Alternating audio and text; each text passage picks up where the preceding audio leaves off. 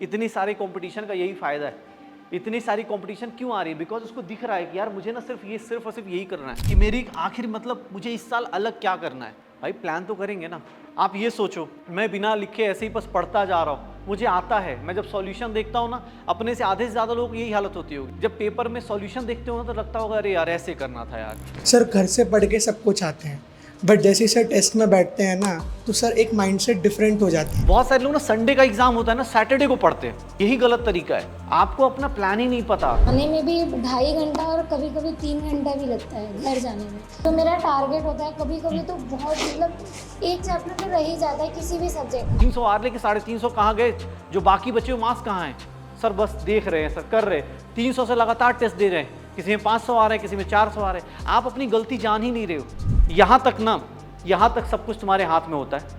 अगर तुमने इस पे ध्यान नहीं दिया तो जो 620 वाला बच्चा होता है और 720 वाला बच्चा होता है ना, उसकी लाइफ में सिर्फ 20 से 25 क्वेश्चन का डिफरेंस होता है। ऐसा नहीं वो साल भर नहीं पढ़ता।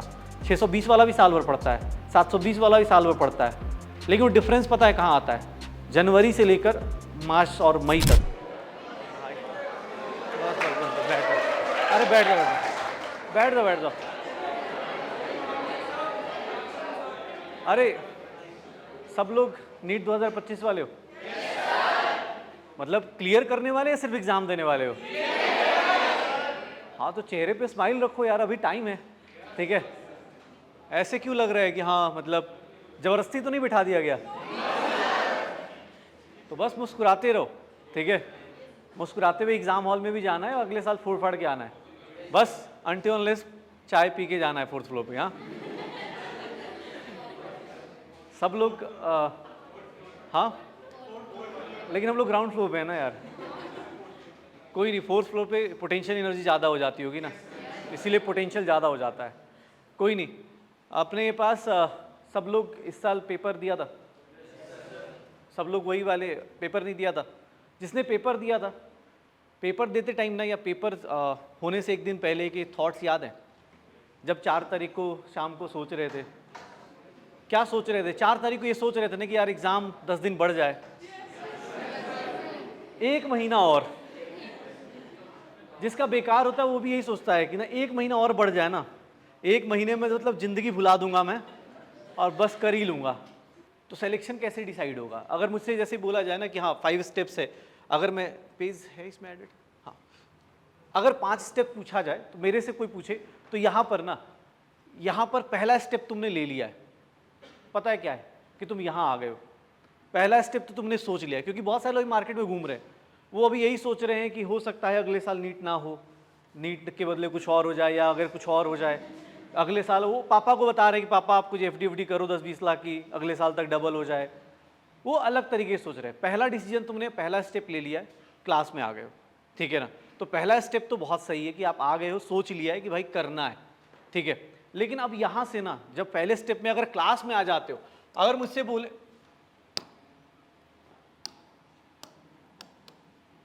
पहले तो आपने डिसाइड कर लिया है, ये सबसे बड़ा डिसीजन था जो सोचा है। क्योंकि बहुत सारे लोग तो इस बार सोच के बैठे होंगे कि नहीं यार नहीं होना है। न्यूज़ अगर गलत देखना शुरू करोगे, यूट्यूब की एआई का अलग दिमाग चलता है, अगर आपने एक बार गलत नेगेटिव थॉट्स लेके आए तो नेगेटिव न्यूज़ दिखाता चला जाएगा। तो इस बार बहुत सारे लोग साइड हो जाएंगे, जो मुझे ऐसा लगता है। बहुत सारे लोग इसलिए साइड हो जाएंगे कि पेपर को देख के या घोटाला देख के, स्कैम देख के। लेकिन तुमने एक अच्छा डिसीजन लिया है कि हाँ भाई मैंने करना है, नीट 2025 करना है, ये तो पक्का है ना। कोई छोड़ने वाला हो तो पहले सोच लेना यार, क्योंकि अभी DU का एडमिशन अभी बाकी है, ले सकते हो। लेकिन अगर डिसीजन है, फाइनल है कि हाँ मेरा ये काम हो चुका है कि मैंने डिसाइड तो कर लिया कि भैया मुझे नीट 2025 करना है, मेरा ये रैंक सिलेक्शन जो है, मुझे इतना पता है कि नीट 2025 मुझे क्लियर करना है। क्योंकि आज ही मैं अपनी क्लास में बता रहा था, ये एक एग्ज़ाम एक ऐसा है ना जो एकदम खटाखट आपकी लाइफ में चेंज कर देता है। कैसे?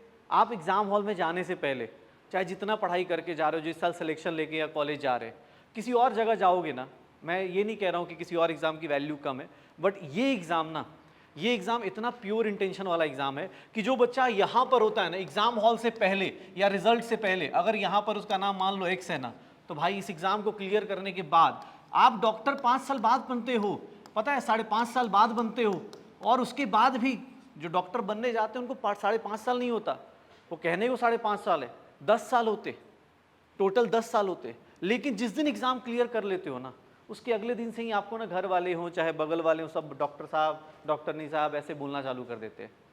ये एग्ज़ाम इतना ज़्यादा अच्छा एग्ज़ाम है, रियलिटी है, इसीलिए इतना ज़्यादा रिवॉर्ड किसी और एग्ज़ाम में नहीं मिलता है, ठीक है ना। एक जो प्रोफेशन बोलते हैं ना, नोबल प्रोफेशन है डॉक्टर वाला, तो ये फ़ायदा भी है हमें, इसीलिए हम इतनी मेहनत कर रहे हैं। इतनी सारे कंपटीशन का यही फ़ायदा है। इतनी सारी कंपटीशन क्यों आ रही है? बिकॉज उसको दिख रहा है कि यार मुझे ना सिर्फ और सिर्फ यही करना है। ऐसा नहीं कि तुम डॉक्टर बन जाओगे तुम्हारे 4 हाथ हो जाएंगे, 4 हाथ नहीं होने वाले। लेकिन हाँ, ये पता है कि यार अपना दिमाग ना अलग लेवल पर हो जाएगा। अगर किसी की प्रॉब्लम दिखेगी तो मुझे उसका सॉल्यूशन पता होगा। अभी रास्ते में जाते होगे या गर्मियों के टाइम पे किसी को चक्कर आ रहा है, आपको सॉल्यूशन नहीं पता कि हो सकता है उसको किस कारण आ रहा है, आप अपने आप से ही गेस कर रहे हो, चीनी पानी पिला दो, ठीक है। लेकिन डॉक्टर जब बन जाओगे तो आपको पता चल जाता है। तो ये एग्ज़ाम ना ये अपने पास ये देने वाला है। तो सबसे पहले ना मेरा जो पहला जो मुझे कोई बोले कि इस टाइम पे मुझे नहीं पता अभी क्लास में कितना किया नहीं किया, अभी इस टाइम पे तुम्हारा सबसे बड़ा डिसीजन था कि ये तुमने डिसाइड किया है। और ये डिसीजन जो है ना कि हाँ मुझे यही करना है, ये डिसीजन ऑफ अपने आप को डॉक्टर बनाने का, ये अपने आप में एक बहुत बड़ा डिसीजन था। इसके लिए बहुत अच्छा आपने अपने आप से ये डिसीजन लिया है। मेरे लिए और सारे मतलब जितने भी, चाहे वो पेरेंट्स हों चाहे तुम्हारे दोस्त हों, उन सब के लिए एक बहुत बड़ा काम की उन्होंने किया है। लेकिन दिक्कत क्या है, डिसीजन लेने के लिए इंडिया में अभी से 10 लाख लोग डिसीजन ले चुके होंगे। टोटल अगर 20 लाख लोग अगले साल हो, 4-5 लाख मान लो कम हो गए, 20 लाख लोग भी होंगे, तो 10 लाख लोगों ने ये स्टेप उठा लिया होगा। तो तुम में और उनमें क्या अलग होगा इसके बाद का, इसके बाद की चीज़? जैसे डिसाइड कर लिया होगा कि अरे भैया हम कोचिंग आएंगे, पढ़ेंगे, ऐसा फॉलो करेंगे, उनको फॉलो करेंगे। 10 लाख लोगों ने ये डिसीजन ले लिया होगा इस टाइम पे, जुलाई में ये कर लिया होगा। तुम में और उनमें अलग क्या होगा, यहाँ से बच्चे अलग कैसे होंगे? इसके बाद का डिसीजन, इसके बाद का डिसीजन क्या है? इसके बाद का डिसीजन ये है कि भैया मैंने ये तो सोच लिया एम्स जाना है या कहीं भी जाना है, लेकिन मेरी प्लानिंग क्या है, किसके रिगार्डिंग? सर प्लानिंग मेरे, एक तो जैसे बहुत सारे लोग होंगे जिनको अभी भी अपना सिलेबस नहीं पता होगा, सिलेबस के रिगार्डिंग, क्लास के रिगार्डिंग, अपने नोट्स के रिगार्डिंग कि मेरी आखिर मतलब मुझे इस साल अलग क्या करना है। भाई प्लान तो करेंगे ना। आप ये सोचो, मैं बिना लिखे ऐसे ही बस पढ़ता जा रहा हूँ, मुझे आता है, मैं जब सॉल्यूशन देखता हूँ ना, अपने से आधे से ज़्यादा लोग यही हालत होती होगी। जब पेपर में सॉल्यूशन देखते हो ना तो लगता होगा अरे यार ऐसे करना था यार। रियलाइज़ होता है वो क्यों होता है। जैसे मेरे से कोई पूछे ना तो मुझे कोई लगता है कि अगर तुम्हें सॉल्यूशन देख के अफसोस होता है ना, इसका मतलब तुम कैपेबल थे, बस तुमने गलती क्या करी है, तुमने सही से सही चीज़ें एग्जीक्यूट नहीं करी एग्जाम हॉल में। क्यों? क्योंकि तुम ऐसे हाफाजात, जैसे बहुत सारे लोग ना संडे का एग्जाम होता है ना सैटरडे को पढ़ते हैं, यही गलत तरीका है। आपको अपना प्लान ही नहीं पता कि यार मुझे कौन से प्लान को किस तरह से एग्जीक्यूट करना है। ये डिसीजन सब लोग ले लेंगे, हाँ बड़ा बनना है, मुझे आज के टाइम पे इस कोचिंग में जाना है, यहाँ इस टीचर से पढ़ना है, ये डिसीजन बहुत नॉर्मल है। लेकिन इसके बाद वाले में ना डिफरेंस क्रिएट होना शुरू होता है कि भाई प्लानिंग कैसे करनी है। जैसे मुझे, मैं बार बार हर एक टाइम, जब भी मैं लास्ट टाइम विद्यापीठ में गया था मैंने यही बोला, आपके पास आपका सिलेबस, आपको पता है कि आपके कुछ वीक टॉपिक्स होंगे क्लास 11th के, कुछ 12th के, जिनसे बहुत डर लगता होगा, तो आपको ना उन पे ज़्यादा मेहनत करनी है। कुछ टॉपिक्स ऐसे होंगे जो आप, अभी मैं बोल दूं कि यार जैसे बायो वालों को बोलूं कि केमिस्ट्री का बायोमोलिक्यूल्स पढ़ लो, तो मुझे लगता है हर एक बंदा पढ़ ही लेगा, खुद से भी कोशिश करेगा तो पढ़ ही लेगा, ऐसा कुछ बहुत डिफिकल्ट नहीं मिलेगा उसको, बायोमोलिक्यूल्स तो कर ही लेगा। मैं बोलूँ कि यार कुछ अगर जैसे बायो का कोई ऐसा टॉपिक दे दूं कि इकोलॉजी इन्वायरमेंट पढ़ लो या कुछ ऐसा पढ़ लो, तो तुम कर भी सकते हो। कुछ ऐसे टॉपिक्स होते हैं जो 12th बोर्ड के साथ किए होते हैं, ईजी होते हैं, याद हो जाते हैं फटाफट, एनसीईआरटी याद होती। तो आपको ना ये सिलेबस पता होना चाहिए कि यार मेरा लास्ट ईयर कितना वीक पोर्शन था, कितना स्ट्रॉन्ग पोर्शन था। जो स्ट्रॉन्ग पोर्शन है उसको और स्ट्रॉन्ग करना है, और जो वीक पोर्शन है इस बार उसको जैसे भी हो सकता है ना उसको स्ट्रॉन्ग में कन्वर्ट करना है। आपका सिलेबस 2 पार्ट में डिवाइड होना चाहिए, स्ट्रॉन्ग और वीक में।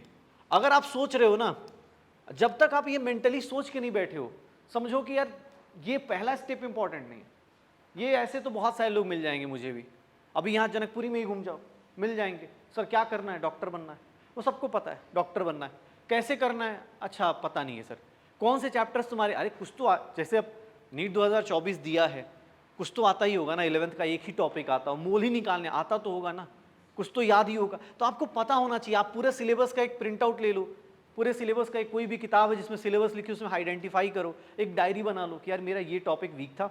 उससे क्या है ना, उसको देखते रहो बार बार कि यार मैं उसको ना वीक से किस में कन्वर्ट कर रहा हूँ, स्ट्रॉन्ग में। मुझे ये काम करना है, मुझे ये प्लान करना है।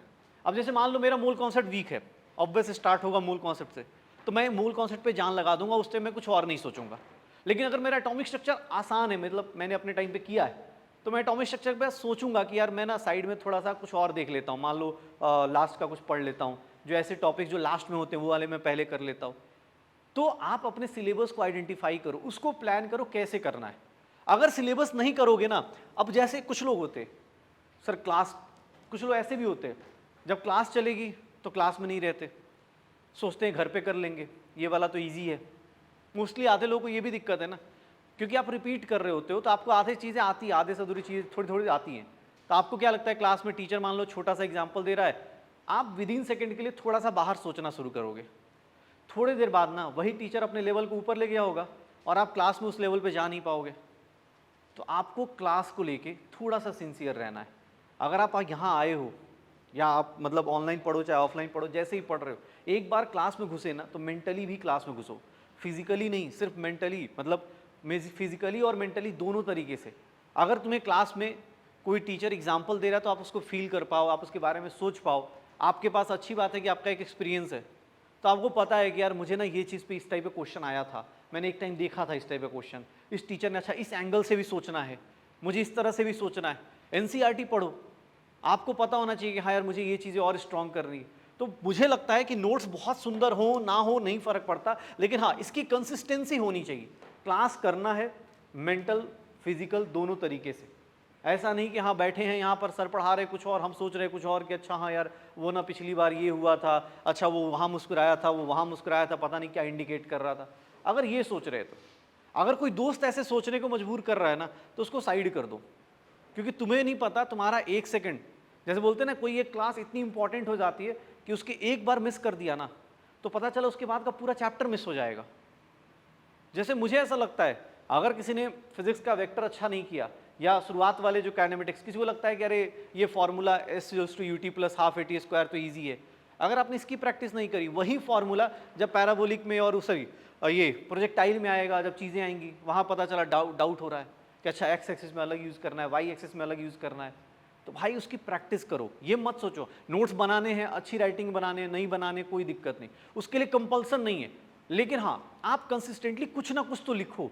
अरे फॉर्मूले कोई 4 बार लिख लो, लेकिन कर लो, एक प्लान कर लो कि यार मेरा फॉर्मूला शीट होना चाहिए। मेरा इनऑर्गेनिक, अगर मान लो केमिस्ट्री की बात कर रहा हूँ, इनऑर्गेनिक में नहीं कुछ है तो भाई मैं 4 बार रिएक्शन लिख लेता हूँ, 4 बार उसकी प्रॉपर्टीज ही लिख लेता हूँ। आप अच्छी राइटिंग में लिखना जरूरी नहीं है, अच्छी राइटिंग जरूरी नहीं है, बस हाँ आपको बनाना है। ये आपका प्लान होना चाहिए कि यार मुझे ना, जैसे मैं शॉर्ट नोट्स में बहुत बिलीव करता हूँ। मुझे लगता है कि मेरे से बहुत मोटी किताब दे दो ना एग्जाम के पहले तो मुझे डर लग जाएगा। मैं क्या करता हूँ, मैं कंपाइल करके अपने टाइम पे छोटा कर लेता हूँ। मुझे ऐसे बहुत अच्छा लगता है कि यार मैंने मतलब सारे पी ब्लॉक को ऐसे पॉकेट में रखा है कि हाँ भाई कहीं भी खोला देख लिया अपना पी ब्लॉक। मुझे मतलब मेरे से कोई पूछे तो मैं सारे चैप्टर्स को मर्ज करके 20 पेज में लेके आना चाहूँगा। केमिस्ट्री का हो गया 20 पेज, फिजिक्स का हो गया, ताकि आपको ना कॉन्फिडेंस आए। कॉन्फिडेंस मार्केट में नहीं मिलने वाला ना कि भैया जा रहे रास्ते में 2 किलो कॉन्फिडेंस खरीद के ला रहे, ऐसा नहीं होता है। कॉन्फिडेंस अर्न किया जाता है। कैसे आएगा? बार बार जब आप प्रैक्टिस करते हो ना तो आपको आता है कि हाँ यार ये चीज़ हो जाएगी। जैसे अब मैं 2 का टेबल बोलूँगा, हर एक क्लास में हर एक आदमी खड़ा होकर बोल देगा कि अरे सर बेइज्जती तो होगी नहीं। लेकिन मैं वही 17 का टेबल बोल दूँ तो भैया कैमरा साइड करो यार, ऐसे थोड़ी ना होता है, बेइज्जती हो जाएगी। क्यों? क्योंकि प्रैक्टिस नहीं है। कुछ ऐसे भी लोग हैं जिनको परसेंटेज निकालने में डाउट होता है। तो वो सारी चीज़ें आइडेंटिफाई करो। और सेकंड जो स्टेप है ना, मैं पहले स्टेप पे आपको मतलब इंडिया के हर एक बच्चे लेते हैं और ये कोई बहुत बड़ा स्टेप नहीं है कि आपने डिसीजन लिया कि मुझे डॉक्टर बनना है। एक सिंपल सा डिसीजन है जो आपने ले लिया। हाँ आज के टाइम पे, इस टाइम पे थोड़ा सा डिफिकल्ट है घर वालों को मनाना, फिर भी तुमने ये डिसीजन लिया, ये अच्छी बात है। लेकिन भाई सेकंड जो स्टेप है ना, प्लान कर लो। मुझे नहीं पता कि किसी को 12 घंटे पढ़ने, किसी को 10 घंटे पढ़ने। आपका अपना दिमाग है, आपका अपना सोचना है। किसी को सुबह पढ़ना है, किसी को शाम को पढ़ना है। मैंने टाइम टेबल के लिए नहीं बोला, मैं बस ये बोल रहा हूँ आप अपने सिलेबस की प्लानिंग कर लेना। यहाँ पर AITS का, यहाँ पर सारे टेस्ट का वो मिल जाता है, शायद प्लानिंग मिल जाती है 1 साल की। तो आपको उसके हिसाब से पता है कैसे पढ़ना है, कैसे नहीं पढ़ना है। आपको अपना स्टडी प्लान पता होना चाहिए कि मेरा स्टडी प्लान ये है, मैं दिसंबर तक ये करूँगा, मैं जनवरी में ये करूँगा, मैं फरवरी में ये करूँगा। ठीक है, अगर टॉपिक या कुछ चीज़ें लेट हुई तो मैं उसके हिसाब से अपने अंदर प्लान में 10-15 दिन का गैप रखूंगा ताकि मैं चेंजेस कर लूँ। जैसे मुझे कोई बोलता है, मुझे लगता है कि भाई कैलेंडर बदलता है ना, उससे पहले बच्चे दो टाइप के हो जाते हैं।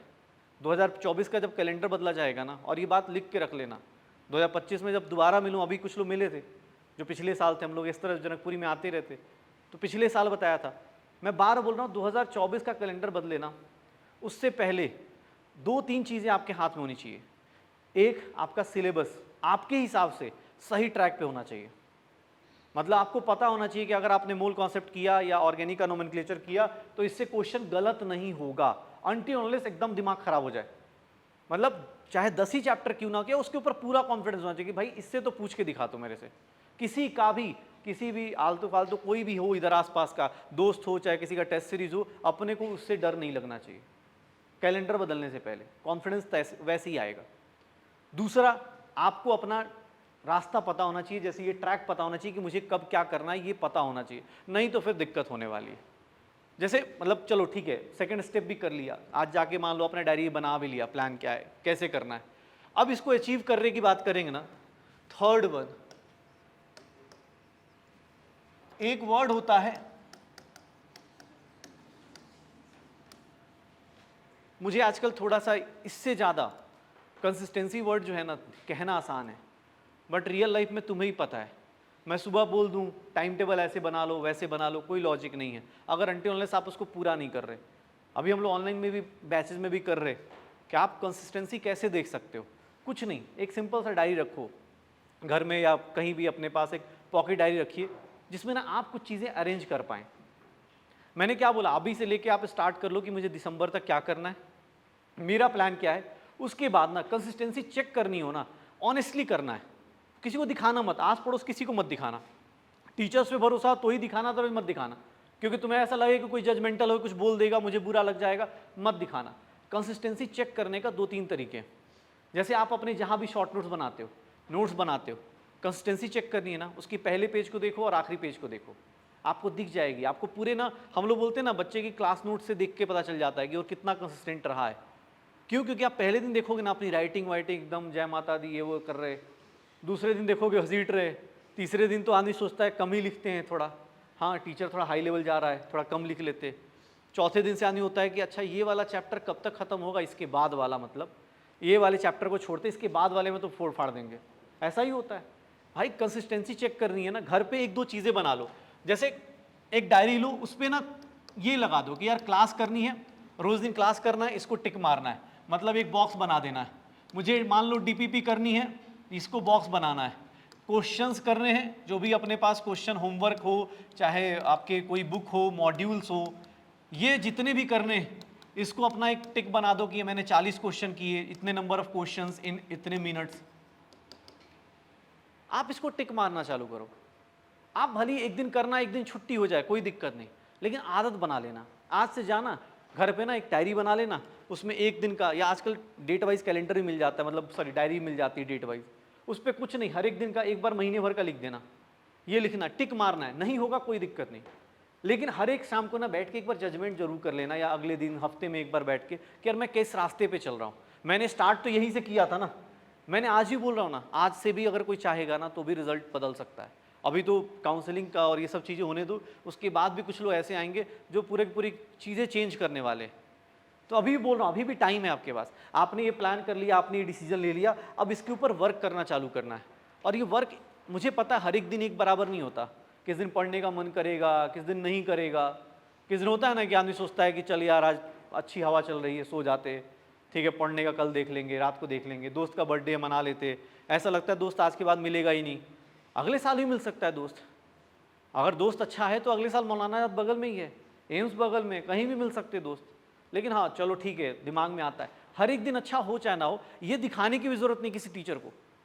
अगर लगता है ना तो आप इसको अपने पास के लिए रखना, अपने ऊपर, अपना होता है ना, अपने आप को तो गाली दे ही सकते हो ना, दूसरा कोई देगा तो बुरा लगेगा, अपने आप को तो गाली दे सकते हो कि यार मैंने इतना अचीव किया, इतना नहीं किया। मैं बहुत सारे लोगों को जानता हूँ जिनके पास मतलब जो कॉन्टेक्ट में आ जाते हैं, जो चीज़ें बोल रहे होते, उनसे मैं देख रहा होता, मैं बस इतना ही बोलता हूँ, मुझे फ़र्क नहीं पड़ता, मैं तुम्हारे मैसेज का रिप्लाई करूँ चाहे ना करूँ, मुझे बस इतना भेजते रहना, मैं महीने में एक बार ही देखूंगा, मुझे पता चल जाएगा तुम किस रास्ते पे हो। तो मैं सीधा सीधा बोलता हूँ। ये ना आपका कहने का है। ये अब जैसे PYQs हैं, क्वेश्चंस में आपके पास PYQs हैं, आपको पता है कि आपको PYQs करने हैं, मॉड्यूल करने हैं, जो क्लास में टीचर्स ने होमवर्क दिया वो करना है, लेकिन कब करोगे? आपने उसका कोई मतलब होता है ना, कुछ वो बना ही नहीं रखा है चेक करने का। सर कर लूँगा, कब? आप डेट देखना ना, अपने आप पता चल जाएगा। आप 1 जुलाई को नहीं कर रहे हो, 2 जुलाई को नहीं कर रहे हो, 3 जुलाई को नहीं कर रहे हो, आपको 4 दिन बाद ना खुद बुरा लगना चालू होगा, अगर आप सही रास्ते पे चलना चाहते हो तो। नहीं तो फिर तो बुरा किस बात का लगना है, ठीक है। फिर से नया स्टार्ट कर सकते हैं, नया फेज आते ही रहता है, ऑनलाइन में 50 बैच आते ही रहते हैं, कहीं से कर सकते हैं। यही तो कर रहे हैं हर 1-2 साल में। हाँ, हम लोग PW में अच्छी बात भी है, ये बुरी बात भी है। हर एक बच्चे के लिए ना, जब वो सोचेगा उस टाइम उसके लिए बैच अवेलेबल है। तुम बिगड़ तो जाओ, बिगड़ते रहो, हम तुम्हें सुधारने की कोशिश करते रहेंगे। 1.0 से लेकर 6.0 तक चले जाएंगे। उसके बाद नहीं हो तो क्रैश कोर्स, फास्ट ट्रैक, नाम बदल बदल के कैप्सूल खिलाएंगे कि कहीं तो पेशेंट को कुछ तो फायदा हो जाए। होता ना, तुम सोचना, तुम ऐसे पेशेंट की तरह बिहेव करते हो जिसका मतलब इलाज करना मुश्किल है। मतलब टीचर वो कर रहा है, कंपनी सोच रही है कि अबे यार कुछ तो हो गए, 10-20 हज़ार ऐसे तो होंगे जो अभी से शुरू कर लें। 1 जनवरी को शुरू करते हैं, जैसे 1 जुलाई को शुरू करते हैं, कुछ होंगे, धोनी का बर्थडे आ रहा है 7 जुलाई, उस दिन से शुरू करेंगे। भाई शुरू करने वाले का अपना अपना होना चाहिए। जैसे हर एक का होता है ना, जैसे मैंने बोला ना, मैं 4 मतलब मुझे ऐसा लगता है कि हाँ मैं 4 जुलाई से पढ़ूंगा। अब 4 जुलाई को सुबह 5 बजे उठ के पढ़ूंगा। अब 4 जुलाई को 5 बजे नींद नहीं खुली, तो मैं ऐसा नहीं कि 4 बजे के बदले 5 बजे नहीं उठी, चलो 6 बजे उठ गया या 7 बजे उठ के पढ़ लूँ, नहीं। क्योंकि आदमी दिमाग सेट करके बैठा है। अब अगले दिन 5 बजे, अगले दिन भी 5 बजे नींद नहीं खुल रही है। पता चला 15 अगस्त आ गया, 4 जुलाई से 15 अगस्त आ गया, 5 दिन बजे नींद नहीं खुल रही, इसलिए पढ़ाई नहीं हो पा रही है। तो ये नहीं करना है। ये कंसिस्टेंसी आप अपने आप से रहो और अपना खुद का ना ऑनेस्ट ओपिनियन दो कि यार मैं यहाँ पर हूँ, ये मेरा ऑनेस्ट ओपिनियन है कि आज मैंने अपना 20% किया, आज मैंने अपना 25% किया, जितना भी किया काम इतना कर लिया, इतने क्वेश्चंस किए, इतने मिनट लगाए, फिजिक्स में मुझे यहाँ दिक्कत आई, केमिस्ट्री में मुझे यहाँ दिक्कत आई, बायो में मुझे यहाँ आई। ये आपको खुद से चेक करना पड़ेगा। और ये यहाँ पे आके ना जो कंसिस्टेंट बच्चा होता है, यहाँ पे इसके स्टेप के बाद वो अपना सिलेक्शन सिक्योर करना चालू करता है। सच बताऊं तो इसके बाद वो सिलेक्शन सिक्योर करना चालू करेगा। सिलेक्शन सिक्योर करेगा कैसे? तो ये मेंटेन करेगा। और चौथी चीज़, इसके बाद आपका सिलेक्शन सिक्योर होना शुरू हो जाता है। जो आपका परफॉर्मेंस है, परफॉर्मेंस एनालिसिस जिसका स्टार्ट हुआ, जो मेरे हिसाब से सबसे क्रूशियल स्टेज है, यहीं से डिसाइड होता है कि आपके 600 नंबर आएंगे कि 720 आएंगे। जो अपनी परफॉर्मेंस को खुद से एनालाइज नहीं करना जानता, भाई आज के टाइम पे अपने आप को बेवकूफ़ बनाना हम सब लोग जानते हैं। सब लोग जानते हैं कि हमारी मोबाइल में किस चीज़ का कितना यूज़ होना है। लेकिन अगर कभी तुम्हें पता है ना, एक अपने पास वॉच टाइम देखने का ऑप्शन होता है मोबाइल में, जाए देखना बुरा लगता है क्या उसको देख के? कभी कभी ऐसे आदमी देखता ही नहीं है। हम जैसे लोग तो होते हैं ना शत्रुमुख टाइप की, घुसे हुए हैं, अरे क्यों देखना है वॉच टाइम, सब बढ़िया चल तो रहा है, सब मैं ज़्यादा टाइम कहाँ वेस्ट करता हूँ।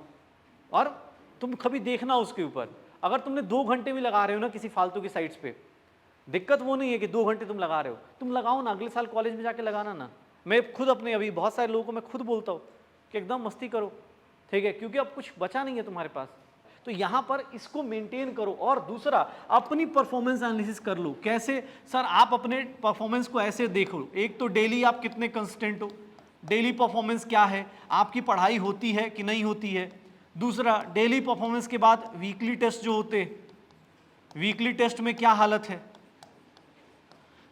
अब कुछ लोग ऐसे होते हैं, वीकली टेस्ट परफॉर्मेंस की बात करें, वीकली बात करें, ठीक है, मंथली बात करें, धीरे धीरे तो वीकली भी आ जाएगा, डेली भी आ जाएगा।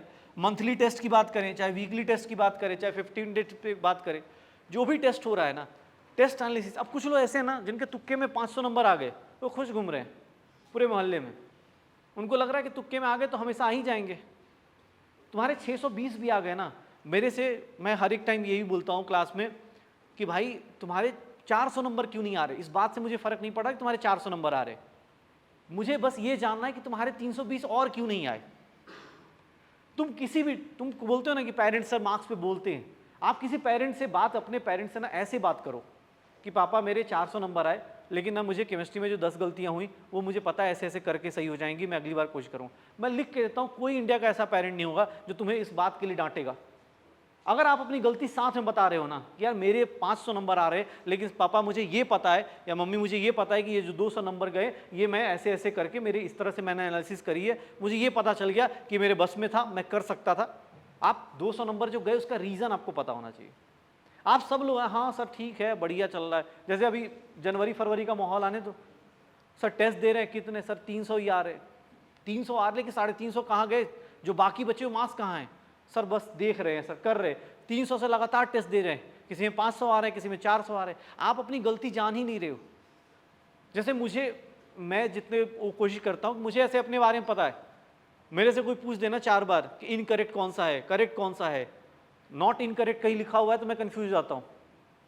अगर कहीं लिखा है ना कि which of the following is not incorrect, not incorrect मतलब क्या हो गया, लेकिन मुझे ज़्यादा डाउट हो जाता है कि अबे पता नहीं क्या पूछ दिया, मैं 4 बार उसको हाईलाइट करता हूँ, क्योंकि मेरी अपनी कुछ गलतियाँ पता है, मुझे पता है कि मैं मतलब जिस बैकग्राउंड में आता उतनी अच्छी इंग्लिश नहीं थी मेरी, तो मुझे पता है कि मैं फंस जाऊँगा यहाँ पे। मुझे जैसे बहुत सारे एक बेसिक सा लैंग्वेज मिस्टेक है, अगर मैं बोलता हूँ कोई इंक्रीजेज टू, मैं बोल दूँ टेम्परेचर 20 डिग्री सेल्सियस से increases to 30 degree Celsius, that means कि इनिशियल 20 था, बाद में 30 हुआ। लेकिन अगर मैं बोल दूँ 20 degree Celsius increases by 30 degree Celsius, तो पता है 50 हो जाएगा। अब ये छोटी चीज़ मुझे अपने टाइम पे मुझे पता है कि मुझे दिक्कत होती है, तो मैंने उसके ऊपर वर्क करना शुरू किया कि यार क्वेश्चन पढ़ते टाइम मैं हाईलाइट कर लूँगा कि यार ये चीज़ मेरे से गलती हो रही है, मुझे ये दिक्कत आ रही है, आता है कॉन्सेप्ट बट मुझे ये दिक्कत आ रही है। तो आपको ना अपनी परफॉर्मेंस पता होनी चाहिए, कहाँ पे डिक्रीज हो रहा है, क्यों हो रहा है, क्योंकि भाई ये मतलब मुझे लगता है सबसे क्रूशियल इंपॉर्टेंट, मतलब यहाँ तक ये वाले लोग कुछ कर भी लेंगे, लेकिन आपको ना अपना जो परफॉर्मेंस है कि आपकी गलतियाँ कहाँ पे हो रही है, किस तरह की गलती कर रहे हो, आप अपनी गलतियों को एनालाइज नहीं करोगे ना तो दिक्कत आएगी। ये सबसे ज़्यादा मतलब बोला ना, अब यहाँ तक कर लिया, अगर तुमने ये कर लिया तो भाई तुम्हारा सिलेक्शन है, पहला डिसीजन ले चुके हो। सेकंड स्टेप आपको पता चल चुका है, सेकंड स्टेप आपको पता चल चुका है कि मुझे अपना प्लानिंग कैसे करना है। थर्ड स्टेप आपको ये पता है कि मुझे कंसिस्टेंटली अपना वर्क चेक करना है, जैसे भी चेक करो, चाहे वो क्लास करनी है तो करनी है, तबीयत ख़राब है बहुत ज़्यादा ख़राब ना हो तब तक क्लास में आना है, पेट दर्द सर दर्द छोटे मोटे बहाने कोई लॉजिक नहीं है, क्लास 9-10 में होनी की अटेंडेंस के लिए आना है। आपको बस इतना पता होना चाहिए कि मुझे काम करना है, चाहे मुझे डीपीपी सॉल्व करनी हो, होता है ना कि कभी मन कर रहा है नहीं कर रहा है फ़र्क नहीं पड़ रहा, आपका ये काम है। आप सोचो किसी डॉक्टर के पास जाओ आप, और डॉक्टर के पास जाओ और बोल दे डॉक्टर कि ये मन नहीं कर रहा है यार तुम्हें देखने का, कैसा लगेगा? सोचो एक बार, किसी डॉक्टर के पास बोल नहीं यार तुम्हारी शक्ल पसंद नहीं आ रही यार, नहीं जाओ तुम, सोचो पैसे ले लो, अजीब सा लगेगा ना। सेम चीज़ तुम सोचो किताब के साथ तुम कर रहे हो, फिजिक्स की किताब खोली मन नहीं कर रहा यार पढ़े तुम्हें, सोचो फिजिक्स को कितना बुरा लगता होगा। अगर किताब बोल पाता ना तो हमें पता है क्या क्या बोल देता। तुम सोच लो एक बार, तुम सोचो ऐसे सोच के देखो एक बार, तो कंसिस्टेंसी हो गया और ये परफॉर्मेंस एनालिसिस। इसके बाद बस कुछ नहीं करना, इसके बाद आपको 2-3 चीज़ें और 2-3 चीज़ें कह रहा हूँ, बस एक लास्ट स्टेप फॉलो करनी होती है। एक जो भैया जो आपके हाथ में है, आपके अपने जो लास्ट स्टेप में बोलता हूँ कि आपका जो इन्वायरमेंट है, जो इन्वायरमेंट है अच्छा होना चाहिए, फ्रेंडली तो होना ही चाहिए।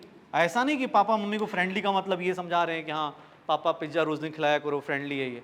जो दोस्त होते हैं ना वो वाले दोस्त पकड़ लो जो तुम्हें हेल्प करे, ये सबसे इंपॉर्टेंट। इसलिए चाहे वो घर वाले हों चाहे अपने दोस्त हो, कोई भी जो बाहर रहते हैं उनके लिए दोस्त, और जो घर वाले हैं उनके लिए घर वाले, ये फ्रेंडली होने चाहिए। आपको पता होना चाहिए आपका पढ़ने का मन नहीं कर रहा है, पढ़ने का मन कर रहा है, तो आपको कैसे सपोर्टिव लोग होने चाहिए। दूसरा, इन्वायरमेंट में एक चीज़ और है कि भैया एक वर्ड होता है हेल्थ नाम की चीज़ होती है। कुछ लोग ऐसे होते हैं, जैसे तुम लोग शायद लगता हो मई में दिसंबर में जनवरी में यहाँ से चालू होता है कि सर तबीयत खराब हो रही है। भाई अगर अभी से ध्यान नहीं रखोगे, हमने बार बार बोल रखा होता है कि हमें डॉक्टर बनना है, हमें डॉक्टर बनना है, ऐसी पढ़ाई करनी है कि डॉक्टर बन जाएं अगले साल। ऐसी पढ़ाई नहीं करनी है कि अगले साल डॉक्टर के पास पहुंच जाएं कि सर मतलब हालत टाइट है, क्या हुआ एमबीबीएस तो छोड़ो सर, एमबीबीएस के पास पहुंच गए। ये नहीं करना है, हमें एडमिशन लेना है उस जगह पे जाके, पेशेंट बन के नहीं, स्टूडेंट बन के लेना है। ठीक है, तो कोशिश कीजिएगा कि आप जितना हो सकता है हेल्दी इन्वायरमेंट बना के रखिए अपने लिए। हेल्दी इन्वायरमेंट खाने वाने पे जो भी है अपना घर वाले ऐसे करते ही होंगे, लेकिन हाँ ये 5 मेरी तरफ से, ये नीट 2025 वालों के लिए जो 5 स्टेप्स हैं, और तुम्हें ही पता है इनमें से पहला और आखिरी स्टेप हर एक कोई फॉलो कर सकता है। तुम नहीं करोगे, तुम्हारे पेरेंट्स फॉलो करवा देंगे। डिसीजन दिलवाना होगा, कुछ लोग के पेरेंट्स दिला सकते हैं, कम से ये हेल्थ का होगा वो बना सकते हैं, लेकिन जो बीच के 3 स्टेप्स हैं ना, उससे ज़्यादा कोई नहीं कर सकता। कोई बोले सर आपने ये वाला स्टेप लास्ट में क्यों लिखा, उसका रीज़न बता देता हूँ। यहाँ तक सब कुछ तुम्हारे हाथ में होता है।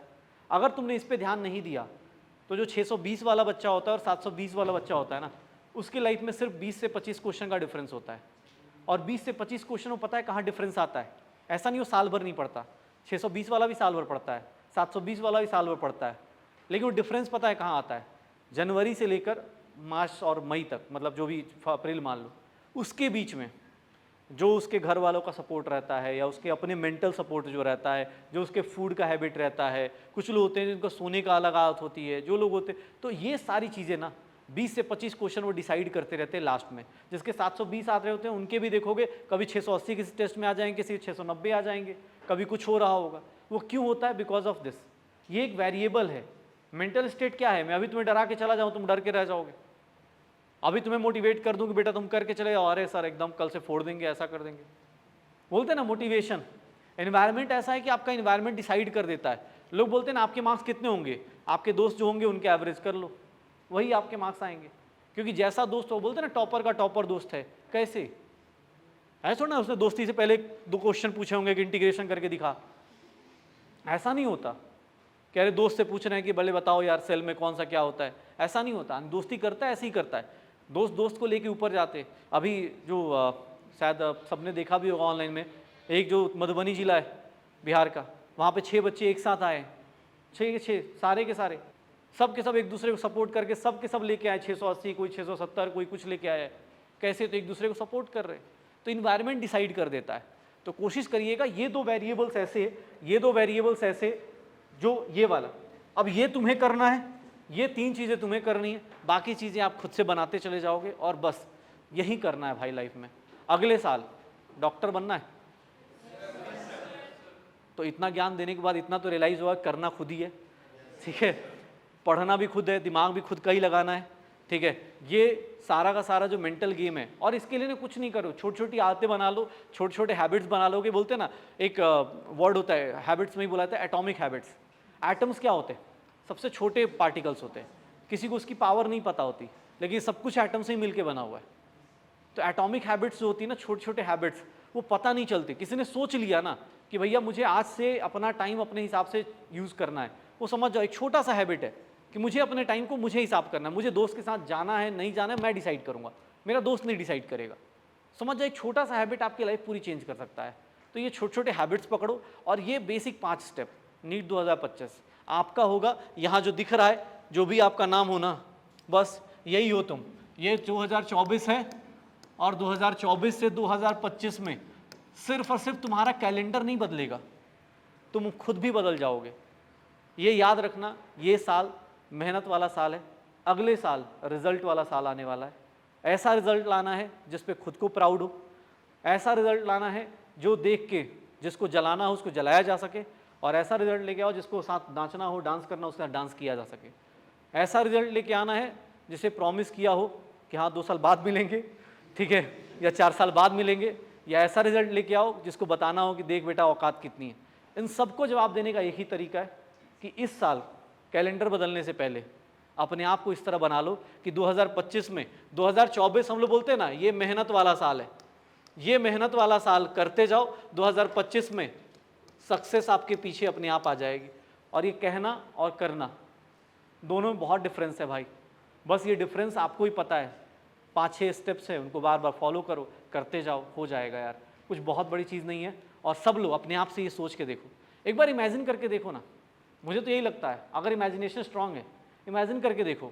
इस बार वर्ल्ड कप देखा था ना मैच, वो ट्रॉफी के बदले स्टेथोस्कोप सोचो, इमेजिन करो। ठीक है हमारा मैच उस तरह का नहीं है जहाँ पे 140 करोड़ लोग देख रहे हो, लेकिन हमारा मैच ऐसा तो है कि हमारे घर वाले, हमारे रिश्तेदार तो देख ही रहे।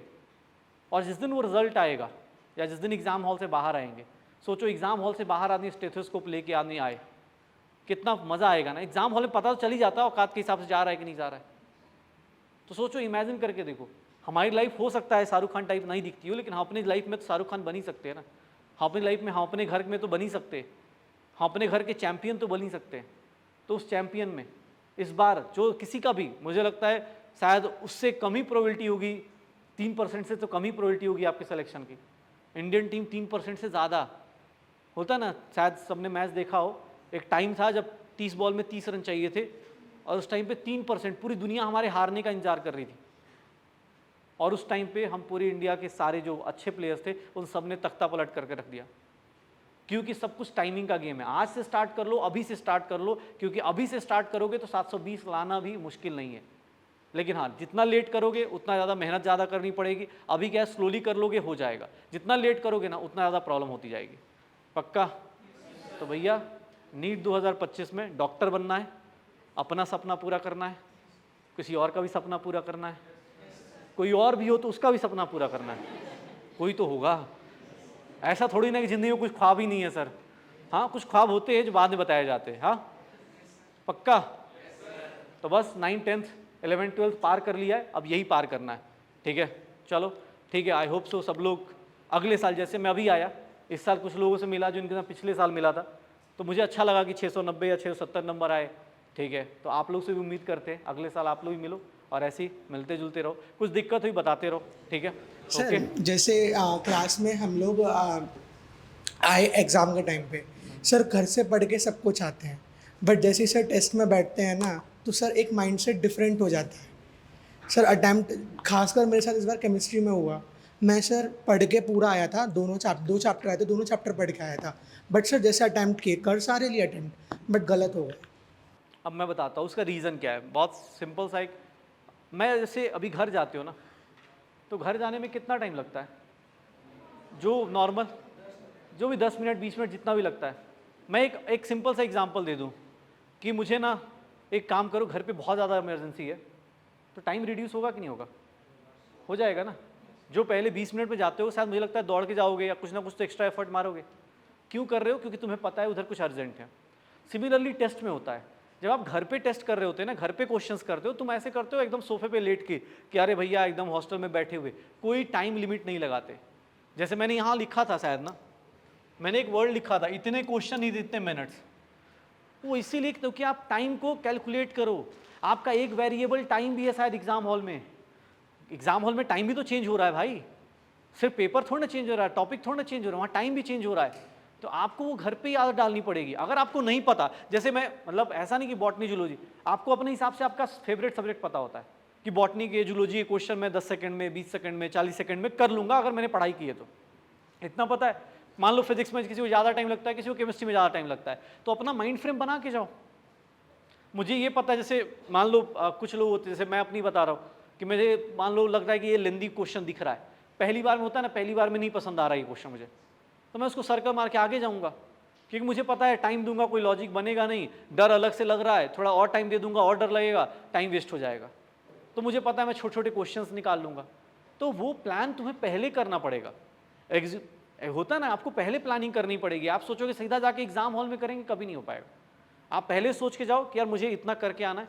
जैसे एक बात बताओ ना, अगर तुम 720 नंबर का एग्ज़ाम है, हम 720 में सेफ स्कोर इस साल का छोड़ दे तो हम एक मानते हैं ना 600 प्लस आ जाएगा तो थोड़ा सेफ फील करेंगे। 720 में 600 प्लस के लिए कितने क्वेश्चंस करने हैं? 600 प्लस का सेफ फील करना है तो मतलब 150 के 4, यही होगा शायद, यही करना है ना। चारों सब्जेक्ट मिला के 150 करने हैं। अगर 150 करने हैं इसका मतलब मुझे 35 से 37 क्वेश्चन करने हैं। पहले राउंड में 35 से 37 क्वेश्चन करने, 37 क्वेश्चन में 150 आने चालू हो जाएंगे। अब 45 नहीं करने एक बार में ही, अब तो 50 में से 45 कर रहे हैं।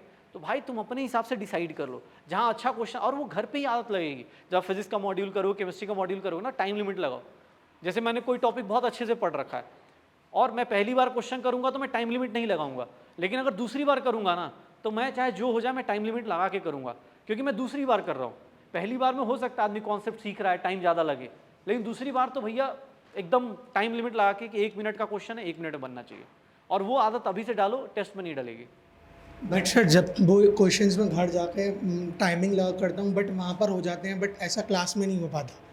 मतलब सर मैं घर जाता हूँ, वो सेम टेस्ट पेपर मैं PDF की फॉर्म में लिखता अच्छा ओके, घर पे मतलब घर पे वही है ना, हो जाते हैं। तो घर पे सुकून है ना। तुम्हें एक बात बोली थी मैंने, इन्वायरमेंट का क्या असर पड़ता है। इन्वायरमेंट का असर यही पड़ता है ना। जैसे मैं एक सिंपल चीज़ सोचो, अभी मैं आया, हम लोग शायद पहली बार मिल रहे हैं, हाँ, तो मैंने तो नहीं, अगर मैं अकड़ दिखाता अभी आके 4 लोग खड़ा करता, 2-3 तबड़ा के ऐसे देता, कौन नहीं पढ़ रहा इधर आ बे, तू कौन है उधर आ, इन्वायरमेंट कैसा हो जाता। मैं कुछ पूछता भी ना तो कोई कुछ बोल नहीं पाता। ये होता है इन्वायरमेंट। एग्जाम हॉल में क्या होता है, यही तो होता है, कोई बात ही नहीं करता तुमसे। यहाँ आते हो टेस्ट देने, पता होता है कि अच्छा वो पढ़ने वाला अच्छा उस कोने बैठा है। टेस्ट यहाँ टेस्ट देने आते तो भी थोड़ा आइडिया होता है। जब नीट का एग्जाम तो किसी को पता थोड़ी ना कि मेरे बगल में टॉपर बैठा है कि नहीं बैठा है। तो इन्वायरमेंट का यही फ़र्क है। आप घर पे जब बैठते हो ना तो कहीं ना कहीं मेंटली आप शांत होते हो कि हाँ यार मैं कर लूँगा, मेरे मार्क्स नहीं है। जैसे क्लास में कोई क्वेश्चन देता है तो आप हाथ पैर मारते हो क्योंकि आपको निगेटिव का डर नहीं है, लेकिन वही जब क्वेश्चन आपको एग्जाम हॉल में मिलता है तो आप डरते हो कि अरे यार निगेटिव हो जाएगा। तो ये फ़र्क यही है। घर पे ऐसा इन्वायरमेंट बनाओ, जब पढ़ रहे हो ना, तो मैंने क्या बोला, पढ़ते टाइम आप हमेशा एग्जाम हॉल के बारे में सोचो। जैसे मुझसे क्वेश्चन कोई करता है तो मैं ये सोचता हूँ बच्चा क्लास में तो चलो ठीक है लंबे मेथड से कर रहा है, ऐसे निकाल रहा है, एग्जाम हॉल में जाएगा थोड़ी ना टाइम देगा इतना। एग्जाम हॉल में तो एक लाइन में करना होगा, तो वो सोचो हमेशा, अपने आप सही हो जाएंगी चीज़ें।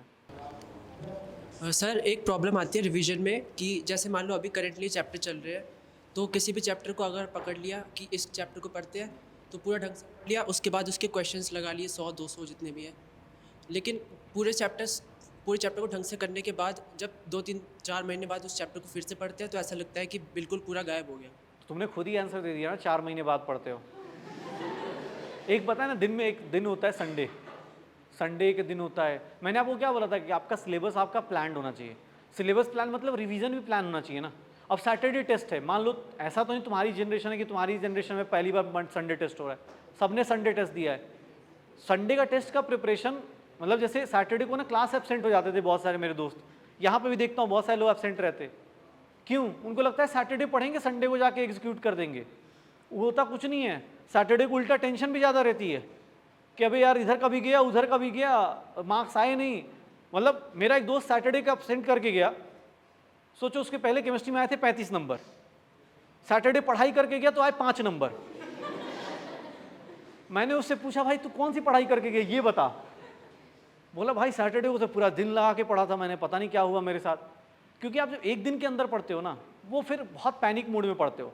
आप संडे का एग्जाम है, मैं तो कह रहा हूँ पूरे साल का टेस्ट प्लानर होगा आपके पास, नहीं होगा तो तुम इतने तो मैच्योर हो ना, तुम्हें तुम्हारा सिलेबस पता ही होता है ना, तुम उसकी प्लान। जैसे मुझे संडे को टेस्ट देना है, मान लो मेरे 4 चैप्टर आ रहे, फिजिक्स के 4 आ रहे, केमिस्ट्री के 4 आ रहे, बॉटनी के 4 आ रहे, बायो के 4, जो जूलॉजी के 4 आ रहे।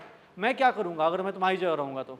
मुझे ये पता है कि मैं बॉटनी जूलॉजी मतलब 1 घंटा भी पढ़ूंगा तो मेरा शायद चैप्टर क्योंकि किया होगा तो 1 घंटा शाम को अपना बैठ के एक टाइम टेबल बना लूँगा कि यार शाम को ना 8 से 10 मैं रिवीजन दूंगा। किसको?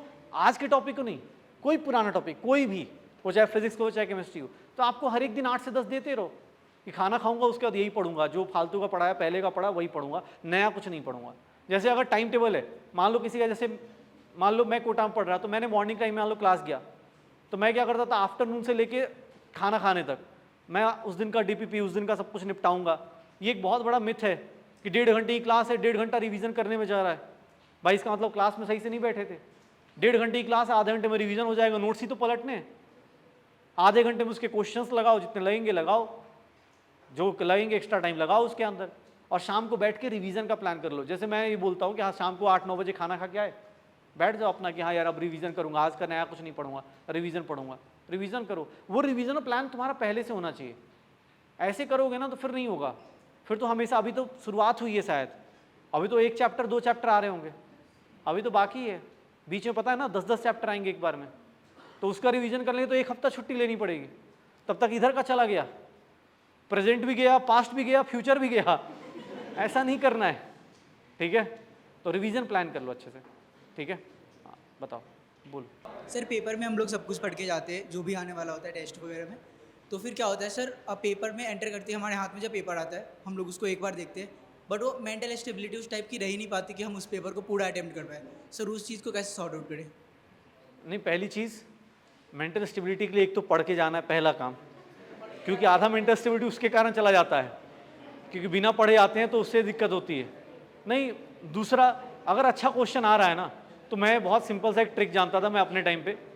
मान लो पेपर में एकदम हिल ही नहीं रहा, जैसे बहुत सारे लोग पीसीबी पढ़ रहे हो तुम लोग ना, तो पीसीबी का माइंडसेट अलग है, पीसीबी में क्या है सारे क्वेश्चन करने, मैं पीसीएमबी वाला था तो मुझे ना मैथ्स वाला जब टेस्ट दें उसमें कम करने होते, जेई एडवांस में सही ज़्यादा करने हैं, मतलब ज़्यादा सारे क्वेश्चन ही अटेम्प्ट करने होते। तो मेरा माइंडसेट वहाँ सही डेवलप हो गया था कि भाई पहले जो आता है वो करो।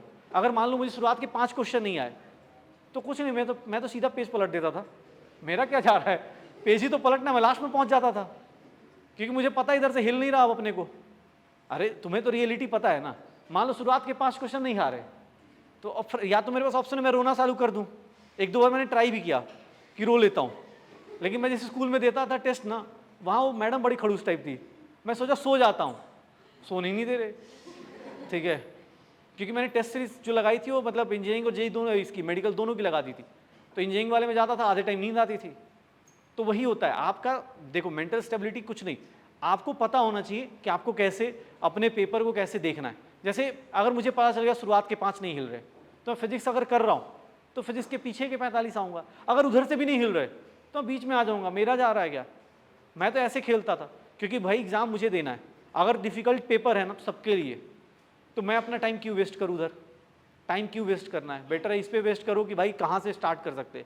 और ऐसा नहीं तुम्हारे साथ अभी हो रहा है, मैं केमिस्ट्री पढ़ाता हूँ, मैं बार बार बोल भी चुका हूँ, मैं किसी बड़े कोचिंग इंस्टीट्यूट में गया था, मतलब टीचर्स बनने के लिए भी एग्ज़ाम होता है, ठीक है, तो वहाँ गया, मैं अपनी बात बताता हूँ, और मुझे पहले जो क्वेश्चन दिया ना 50, मतलब 50 नहीं 30 क्वेश्चन होते, पहले 3 क्वेश्चन मेरे से हुए ही नहीं।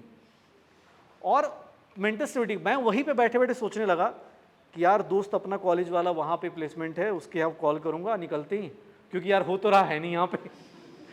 मैं अपने आप पे डाउट कर रहा हूँ, ऐसा नहीं तुम्हारे साथ होता है, सबके साथ होता है, बस उसका एक ही तरीका है। और वो पहले 3 क्वेश्चन के बाद मुझे रियलाइज़ हो गया कि यार नहीं होगा मेरे से पेपर। मैंने बस वही फिर से अपना जो मतलब क्लास टाइम पे किया था, मैंने पीछे पलट के ऐसे ही रख दिया, मैंने कहा देखते हैं, तो होता है ना लास्ट वाला क्वेश्चन देखा, लगा कि हो जाएगा, फिर और देखा, इधर देखा, मैंने 30 से लेकर 27 तक कर डाले, लेकिन पहले 3 नहीं हो पाए। तो इसका मतलब क्या है, आप अपनी मेंटल स्टेबिलिटी खुद बनाते हो। एग्जाम हॉल में ना मैं तुम्हें बोल दूं कि यार तुम बड़े बेकार बच्चे हो, यार तुम्हारा सिलेक्शन नहीं हो सकता, ये नहीं हो सकता, तो 2 ऑप्शन है तुम्हारे पास, तुम रोते हुए चले जाओ, छोड़ दो पढ़ाई, या दूसरा ऑप्शन ये भी तो है कि चले यार सर को गलत प्रूफ कर देते, दूसरा ऑप्शन भी तो है ना। तो वही वाली बात है, एग्जाम हॉल में बैठते हो, मेंटल स्टेबिलिटी खुद की बनाओ जितना बना सकते हो, और वो एक तो प्रैक्टिस से आएगा, दूसरा आपको अपना पता होना चाहिए कि एग्जाम हॉल में मजे लिए जा रहे हैं, तो मजे लेने दो, इतना क्या है। कोई मजा ले रहा है, शुरुआत के क्वेश्चन डिफिकल्ट दे दिए तो छोड़ दो, डिफिकल्ट है तो 45 ही करने हैं ना, 50 थोड़ा ना करने हैं, तो छोड़ देना। बट कैलिबर पे डाउट मत करो, क्योंकि वो किया तो फिर गए, ठीक है, पढ़ के जाओ, ठीक है। हाँ बोलो मुझे। जैसे ना जाने में भी 2.5 घंटा और कभी कभी 3 घंटा भी लगता है घर जाने में, और आने में अप्रॉक्स 2.5 घंटा तो लगता ही लगता है। तो मेरा बिल्कुल भी मतलब टाइम मैनेज नहीं हो पाता है कि मतलब जो मेरा टारगेट होता है कभी कभी तो बहुत मतलब एक चैप्टर तो रह ही जाता है किसी भी सब्जेक्ट का, और कभी ऐसा होता है कि बिल्कुल ही रह जाता है। रिवीजन जैसे आज क्लास में पढ़ाया ना, सिर्फ मैं उतना ही रिवाइज़ कर पाती हूँ, उसके ही क्वेश्चन लगा पाती हूँ, ना ही मेरा कोई पहली चीज़ रिवाइज़ हो पाती है, ना ही मैं आगे के लिए कुछ सोच पाती हूँ, लेकिन नेक्स्ट चैप्टर के लिए। यार जो भी इस तरह के लोग हैं ना, बैठ जाओ कोई बात नहीं, जो भी ट्रैवलिंग में जिनका बहुत टाइम जा रहा है, जैसे दिल्ली में इस सब की दिक्कत आती है, ट्रैवलिंग का टाइम जिसका ज़्यादा है, आधे घंटे से ऊपर अगर टाइम लगता है आपको, कहीं भी ट्रैवल कर रहे हो, चाहे वो मतलब नजफगढ़ जा रहे हो, चाहे रोहतक जा रहे हो, कहीं भी जा रहे हो, अगर आधे घंटे से ज़्यादा टाइम है ना, तो भाई उस जगह पे जिससे ट्रैवल कर रहे हो, अगर एक सोर्स है, मतलब बस है या जो भी है, जिससे भी ट्रैवल कर रहे हो, मेट्रो से ट्रैवल कर रहे हो, उसमें पढ़ना चालू कर दो। सर पढ़ती हूँ लेकिन फिर भी पूरा टारगेट नहीं होता। थोड़ा सा या तो एफिशिएंसी बढ़ाओ, एक सबसे बड़ी दिक्कत है एफिशिएंसी की। जैसे मान लो कुछ लोग होते हैं ना 12 घंटे पढ़ रहे बट मार्क्स नहीं आ रहे, क्यों नहीं आ रहे, क्योंकि पढ़ने की एफिशिएंसी बहुत बेकार है। जहाँ पर आपका टाइम बच सकता है ना, जैसे अब रिवीजन करना है, तुम्हारा 2.5 घंटे लग रहा है ना, तुम्हारे जाते टाइम ही रिवीजन हो जाएगा, 4 क्लास होगी। क्वेश्चन नहीं हो पाता ना। हाँ तो क्वेश्चन घर पे जाके करना ना, फिर अगर मेरे को आगे का कोई चैप्टर करना है अपने तरफ से, जैसे कल कोई तो संडे को करो, फिर तुम एक्स्ट्रा ऑर्डिनरी चलो, फिर तुम्हें अब हर एक चीज़ तुम्हारे हिसाब से, जैसे जो नॉर्मल चल रहा है और तुम्हारे में अलग डिफरेंसेस आएंगे ना। तुम क्या करो, जाते टाइम ना पूरे बस में या जो भी जिससे भी मेट्रो से जा रही हो, उसी में पूरा का पूरा रिवीजन कर लो, चाहे वो बॉटनी हो, जूलॉजी, जो भी यहाँ की 4 क्लास हो रही हैं, रिवीजन कर लो। क्वेश्चंस नहीं हो पाएंगे, बॉटनी जूलॉजी के हो सकते हैं, बॉटनी जूलॉजी के कर सकती हो, बट फिजिक्स केमिस्ट्री के तो बस में नहीं हो पाएंगे, तो उसको उस तरह से कोशिश करो, ठीक है ना, वैसे कोशिश करो, ठीक है। सर एक डाउट ये था कि जैसे हमें जो पैकेज मिला है मॉड्यूलर और डीपीपी, तो मान लो जैसे चैप्टर कंप्लीट हुआ, हमने सॉल्व किया, एक बार सॉल्व किया, फिर हमने रिवाइज किया, फिर दूसरी बार सॉल्व किया, बट 90% तो हमारा कॉन्सेप्ट क्लियर है, क्वेश्चन क्लियर है, बट तब भी कभी हम खोल के सॉल्व करने लगे तो उसमें से एक दो क्वेश्चन ऐसे निकल जाते जो बनते ही नहीं है दूसरी बार। नहीं, वो एक दो क्वेश्चन शुरुआत में भी नहीं बने होंगे। जैसे इसने बोला, जैसे अभी मान लो शुरुआत में जोश ज़्यादा होता है तो 500 क्वेश्चन मूल कॉन्सेप्ट का नहीं लगा देगा, 500 क्वेश्चन सेल के लगा देगा, ठीक है ना, कि हाँ भाई जोश ज़्यादा है। लेकिन जब धीरे धीरे आगे जाते हैं तो सेल रिवाइज करने में हमें टाइम लग जाएगा, तो उसके लिए हम लोग बार बार बोलते सर जोश तो पूरा था। हाँ, तो वही तो दिक्कत है ना, एनर्जी होने से सिलेक्शन नहीं होगा ना भाई।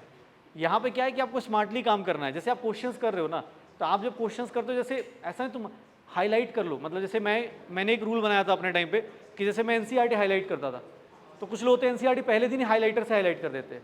मुझे इतना पता था कि मुझे 5-6 बार पढ़नी है, तो मैंने क्या किया था, पहले पेंसिल से हाईलाइट किया, पेंसिल से अंडरलाइन किया, फिर अगली बार रिवीजन करते टाइम मैंने पेन से करना शुरू किया, और पेन से वो वाले पोर्शंस हाईलाइट करे जो मुझे लगे कि अब जाके इंपॉर्टेंट है।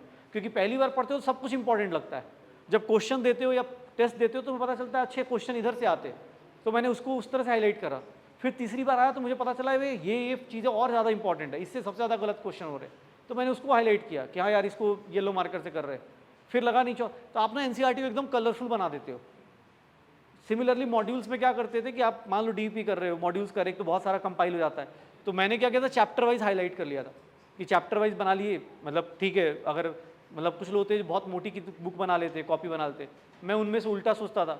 मान लो मैंने इलेक्ट्रोकेमिस्ट्री बनाई, तो मैंने क्या करा, इलेक्ट्रोकेमिस्ट्री का एक ही पतला वाला रखूँगा ताकि उसी में चैप्टर खत्म हो जाए, उसी के अंदर मैं सारे डीपी भी डाल दूंगा, उसी के अंदर जो भी मेरा शॉर्ट नोट्स होंगे वो सब होंगे। तो मैं वैसे रख लेता था कि यार इलेक्ट्रोकेमिस्ट्री ये है मेरा, इसमें मेरा फार्मूला शीट भी है, इसमें मेरा मतलब जो अच्छे क्वेश्चंस हैं वो हाईलाइटेड हैं, मेरे जो टेस्ट में आए, मतलब मैं ये भी लिख लेता था कि भैया इस कोचिंग के इस टेस्ट में मुझे ये दिक्कत आई, तो मैं वो उस तरह से मैनेज करता था। तो उससे क्या है ना, तुम्हारा कंसाइज जाएगा। अभी क्या होता है, तुम 500 कर लोगे, 500 याद भी नहीं रहेंगे। Done, thank you so much.